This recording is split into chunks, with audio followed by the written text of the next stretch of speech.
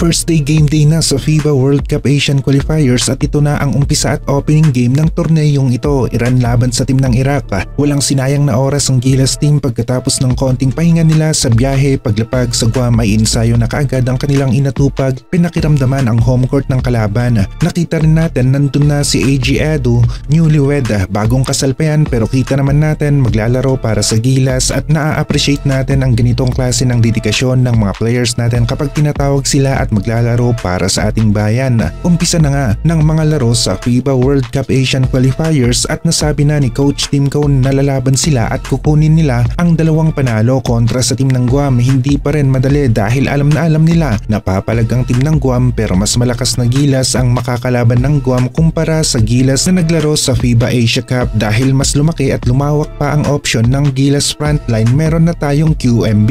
Hindi rin basta-basta itong si Milora Brown. NCAA Division 1 experience at hustle ang daladala niyang experience at kung naipakita niya ang Division 1 level plays niya na kung saan nakipagsabayan na siya sa mga NBA players na ngayon ay talaga namang matatambakan ang team ng Guam. Papakainin ng mga guards ng mga inside plays ang kanilang mga big man. Alam na alam nga rin ni Jericho Cruz ang lakas ni Junmar at Japet at iba pang PBA players sa Gilas pero hindi lamang siya ang problemahin ng Guam. Meron pa tayong AG Edu at QMB. Kay Junmar at Japet masasabi natin na sanay na nga si Jericho Cruz sa galawan ng dalawang bigs na mga ito dahil madalas nga silang nagkikita at naglalaro sa PBA. Pero ang magiging gulat factor kay Cruz ay sina QMB at AG Edu sa loob ng paint. Hindi pa niya ganon kakabisado ang mga galawan o kalakasan at kahinaan ng dalawang players na ito. May mga players pa rin tayo na kapag nag-init ang press ay dire-diretso nga rin ang pagpasok ng bola para sa Gilas team. Isa na dito si Dwight Ramos na talaga namang balanse ang laro, merong size na maganda para sa kanyang position, isa sa ginagamit ni Coach Tim Cone bilang ang kanyang guard.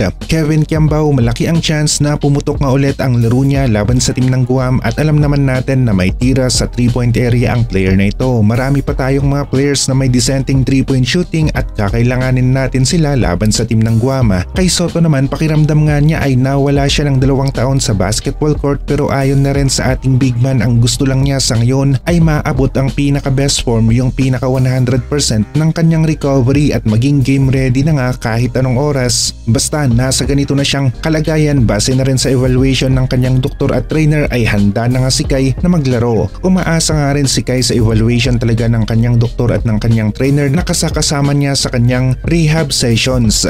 Kung nagawa ni AG Edu na makabalik sa kanyang best form na kung saan ibang-iba ang AG Edu sa FIBA World Cup maging sa FIBA Asia ay talaga namang malakas ang laro ang ipinakita at kung nagawa ni AG Edu ang bagay na ito ay kayang-kaya nga rin ni Kai Soto. Yun nga lang, kailangan natin na hintayin talaga si Kai na nasa kanyang best form, competition ready na para walang setback na mangyayari na naman dahil sa injury, dahil tuloy pa rin ang goal ni Kai Soto at alam na alam natin na nakadepende ang lahat sa kanyang comeback performance. Pwede natin nasabihin na nagbigay nga ng mga tips si Jericho Cruz sa kanyang team na Guam laban sa mga PBA players na kabisado na niya ang galawan katulad ni na Junmar, Japet, RJ Scotty at iba pa. Alam niya ang ilan sa kahinaan at kalakasan ng mga players na ito dahil palagi niyang nakakalaro sa PBA. May naibahagi nga rin siya sa kanyang mga ka-teammate at coach sa Guam na kanilang magagamit laban sa Gilas team, kaya malaking bagay na meron naman tayong players na mula sa KBL at Japan B1 B-League dahil maninibago ng konti si Jericho Cruz sa mga players na ito. May mga matatangkad rin